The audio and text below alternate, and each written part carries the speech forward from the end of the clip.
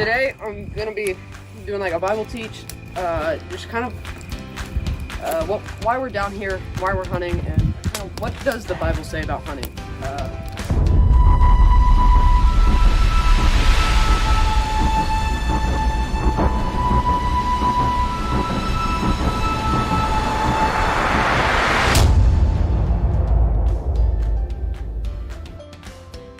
Hey, this is Patton from Outdoors. Today, we have a video from our Thanksgiving family hunting trip.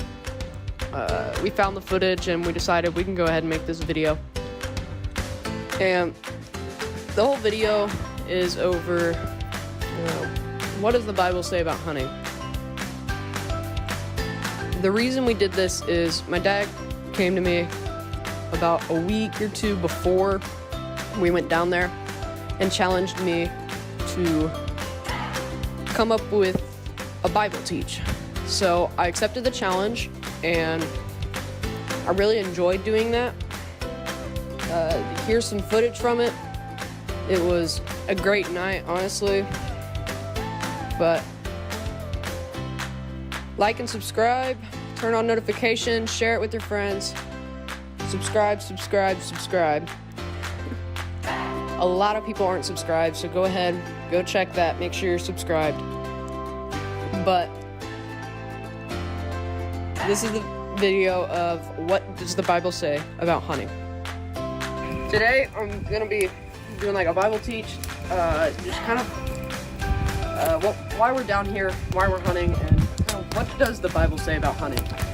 A couple weeks back, my dad came to me and told me, hey, I want you to do a Bible teach down here. So I accepted the challenge and got to work. I was going through the Bible, then looking on the internet and making sure my sources were real. But anyway, I came up with this. In the Bible, there are many things about love, strength, sin, and hunger. There are plenty of topics overlooked. But today we're going to dig into one of the most overlooked topics, and that topic is hunting. Now, you see it pop up in the Bible, but it's usually very insignificant in the overall story. It pops up pretty much everywhere: Genesis, Proverbs, Amos, 1 Timothy, 1 Samuel, and Isaiah. Where do you think the most common book to find it is? Any guesses? Genesis. Yep. It shows up in Genesis all the time. But a lot of times people will ask, is hunting a sin? Well, other people will ask, are vegetarians or vegans sinning for not eating meat?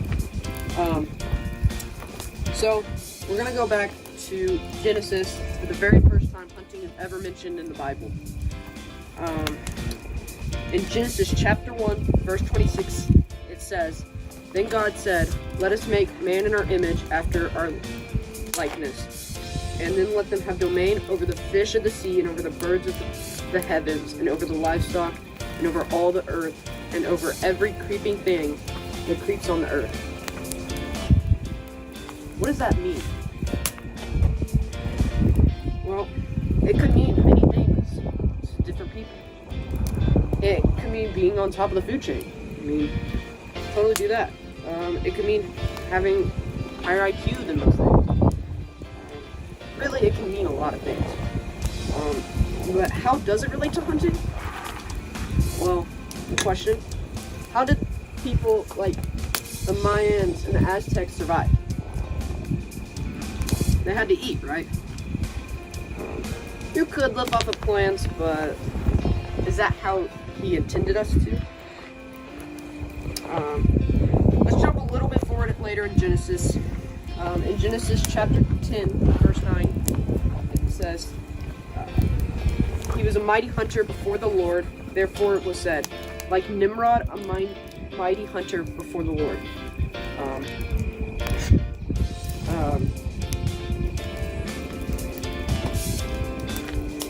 You would think that the Bible verse right there would put the question right? Well, throughout the chapter, talks more about the sons of places in Bible times. So it's basically just talking about the different towns and like how they're named after people. So the question is it related to hunting? Now, of course it is, but it doesn't really give us enough proof if God wants us to hunt or not. Let's go a little further in Genesis chapter 27, verse 3. And this is Isaiah speaking to his son. Now then, get your equipment, your quiver and bow, and go out to the open country to hunt some wild game for me. Prepare me the kind of tasty food I like, and bring it to me to eat, so that may I give you my blessing before I die. So Isaiah said this to his older son to go hunt, and so that way Isaiah can bless his sons before he dies. First, who the heck is Isaiah? Well, Isaiah was the son of Abraham and Sarah, and it can go back for a little bit. But when he was probably maybe 6, 7, maybe younger, he was going to be sacrificed, but God saved him. They prevented the ritual from happening. This man must be really close to God, surely. I mean, of course, he is faithful, but we really need to prove what he's trying to tell us. Ooh, smoke's getting in my eyes.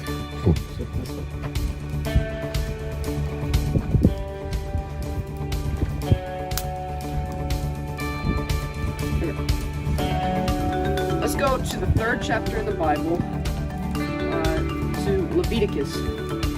In chapter 17, verse 13, it says, any Israelite or any foreign residing among you who hunts any animal or bird may be eaten must drain out the blood and cover it with earth.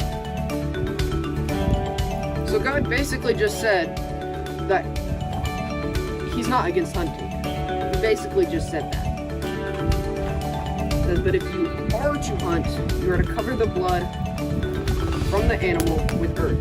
That's what he was telling the Israelites and others. So let's recap real fast. In the Bible, there is most definitely hunting. That's for certain. We also covered that God doesn't oppose hunting.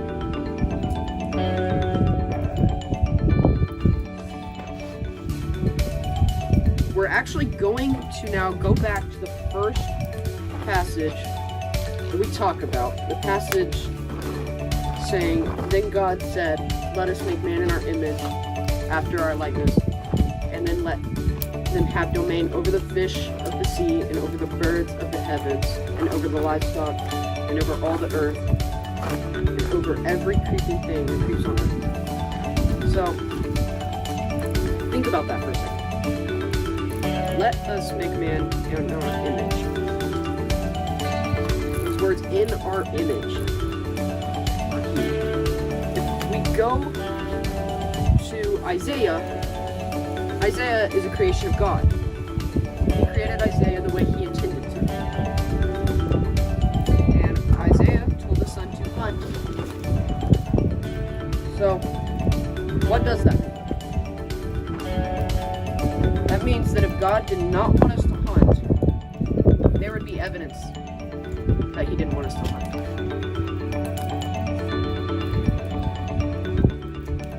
Now that we know we are not sinning by hunting, does that mean people that don't eat meat are sinning? Let's take a look. So as it turns out, the Bible does not speak against vegetarianism. But why would God put something on earth if he had no point? He wouldn't. That is why we know that he does not want us to stop hunting. Thank you. Yes, Patton, that was awesome, buddy.